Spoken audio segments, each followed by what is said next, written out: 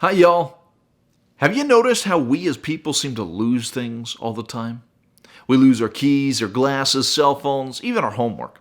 And there's so many reasons why we lose stuff. Sometimes we're too busy, too distracted, or maybe we're simply too careless. But whatever the reason, it's maddening to lose something important to you. And it's not just things that can become lost. In fact, even we ourselves can become lost. Maybe you've had the experience where you're going somewhere and along the way you get that discomforting sense that you don't know where you're at anymore. And you don't even know how to get back to a place that's familiar, a place that you know. What do you do then? How do you get unlost? How do you get found? Well, just like we can get physically lost, we can also become spiritually lost. We can end up losing sight of Jesus and where He's leading us and what the next steps are supposed to be in our spiritual journey. Or maybe we've even wandered away from Him, choosing to go our own route and do our own thing for a while. Whatever the case may be, being lost is a very, very uncomfortable position. Thankfully, there's some good news. And we're actually going to spend the next 4 weeks looking at what the good news is when we're lost. And today I want to highlight the first one, though, that is that Jesus notices us when we're lost.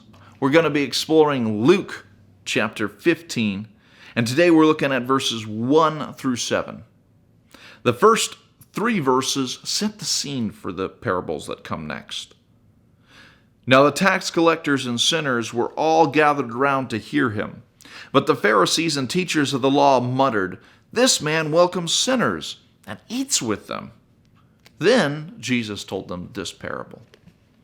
And so that's the setting. Jesus is preaching to a mixed group.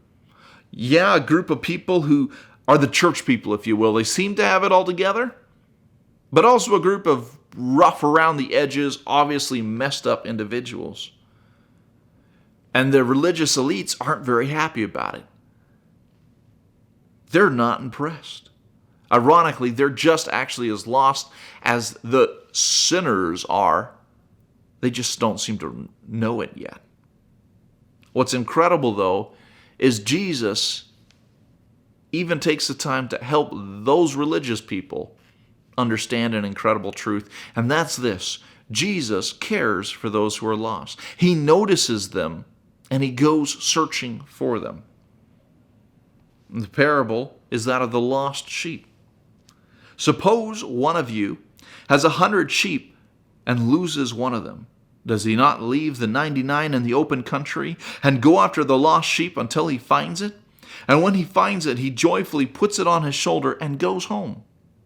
Then he calls his friends and neighbors together and says, "Rejoice with me, I have found my lost sheep." I tell you that in the same way, there will be more rejoicing in heaven over one sinner who repents than over 99 righteous persons who do not need to repent. It's incredible to me that out of the billions and billions of people who have lived, God is so great that He's able to see you and I, and He cares for us. As people, we're a lot like sheep, and we tend to wander. But Jesus is the great shepherd, and when we mess up, when we wander away, when we are lost, He notices, and He goes searching for us, and He works to bring us back. I hope you have a great life following God and living in relationship with Him, that you never get lost. But chances are, somewhere along the way, you're going to go through some difficult times. And when you do, and when you start to feel that panicking feeling of, oh my goodness, what do I do next? How do I get out of this? Remember this. Remember that you are not unseen. Jesus notices the fact that you're lost, and He will come searching for you, and He will work to rescue you. Even when you're lost, Jesus notices you. Bye for now, y'all. And God bless.